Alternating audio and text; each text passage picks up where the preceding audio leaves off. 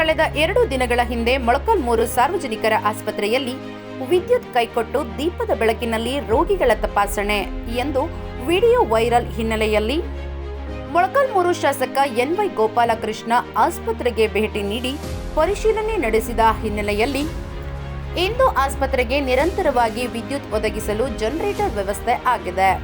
ಹೌದು, ಮೊಳಕಾಲ್ಮೂರು ಪಟ್ಟಣದ ಸರ್ಕಾರಿ ಸಾರ್ವಜನಿಕ ಆಸ್ಪತ್ರೆಯಲ್ಲಿ ಜನರೇಟರ್ ಸರಿ ಹೋಗಿದ್ದು ಯಾರೂ ಕೂಡ ಆತಂಕ ಪಡುವ ಅಗತ್ಯವಿಲ್ಲ ಎಂದು ಸರ್ಕಾರಿ ಸಾರ್ವಜನಿಕ ಆಸ್ಪತ್ರೆಯ ಆಡಳಿತ ವೈದ್ಯಾಧಿಕಾರಿ ಡಾಕ್ಟರ್ ಮಂಜುನಾಥ್ ಹೇಳಿದ್ದಾರೆ. ಸರ್ಕಾರಿ ಸಾರ್ವಜನಿಕ ಆಸ್ಪತ್ರೆಯಲ್ಲಿ ಬೆಳಕು ಇಲ್ಲದೆ ಮೇಣದ ಬತ್ತಿ ಬೆಳಕಿನಲ್ಲಿ ವೈದ್ಯರು ಚಿಕಿತ್ಸೆ ನೀಡುತ್ತಿದ್ದಾರೆ ಎಂದು ಸುದ್ದಿ ಮಾಧ್ಯಮಗಳಲ್ಲಿ ಸುದ್ದಿಯಾಗಿತ್ತು. ಈ ಹಿನ್ನೆಲೆಯಲ್ಲಿ ಜನರೇಟರ್ ತಾಂತ್ರಿಕ ಸಿಬ್ಬಂದಿಯಿಂದ ರಿಪೇರಿ ಮಾಡಿಸಲಾಗಿದೆ ಎನ್ನಲಾಗಿದೆ.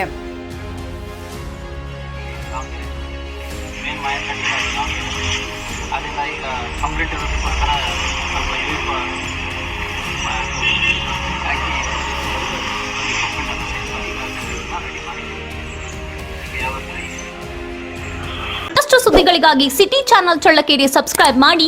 ನಮ್ಮ ಚಳ್ಳಕೆರೆ ಟಿವಿಯನ್ನು ಪ್ರತಿದಿನ ಸಂಜೆ 8 ಗಂಟೆಗೆ ವೀಕ್ಷಿಸಿ.